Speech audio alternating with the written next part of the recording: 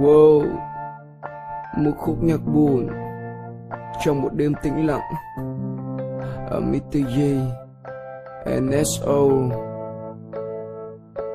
Phiêu du nơi đâu đêm nay khi anh vắng nên không gian âm u mây đen như tối tăm. Thật buồn khi em xa mãi. Anh biết có nói bao nhiêu đầm mất là khó thể lấy lại. Tôi ngày đi quá suy nghĩ tôi mình đúng hay là sai. Ok bức tường em chỉ cả anh say để cách ngăn làm hai.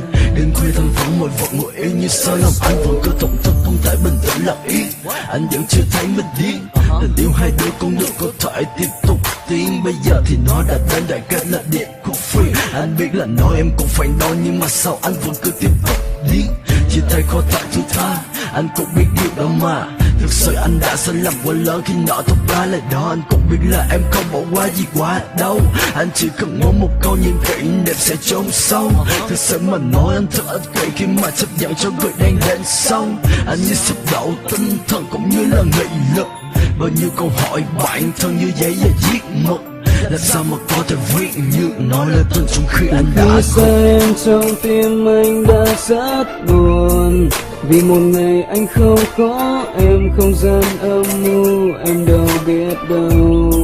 Anh buồn ngày xưa bên em chung đôi, anh không tin chúng mình vì điều gì không vui nên phải cách xa. Đêm nay anh không có em, đêm nay thật nhiều Mất em rồi, thật sao? Anh đã xa em rồi, không tin đâu. Anh mới biết rằng cuộc đời mình điều gì là quan trọng. Khi một ngày mới tỉnh giấc không biết mùa hạ hay mùa đông. Đâu hết những ước muốn bên nhau rồi, đâu hết những phút bên em mỉm cười. Từng chiều cùng em trên phố, hai đứa tựa đầu vào nhau cứ thế thật lâu. Em nói với em anh là người quan trọng nhất trên đời. Vậy mà chỉ vì một phút vội vàng anh đã đánh mất cơn mưa về trong lòng anh, em đang trợn mắt. Nhưng sao quá xa mịt mờ vào sau màn đêm. Thôi thì anh đành trốn kỷ niệm giữ em vào trong hoài ức. Một lần có em trong đời, một lần mãi mãi anh không thể quên. Vô tư muộn phiền còn hối hận. Bây giờ anh đã nhận thấy hai đứa quá khó gần. I wanna bike, điều đó bây giờ có như là đang có bước lên như sợi tóc.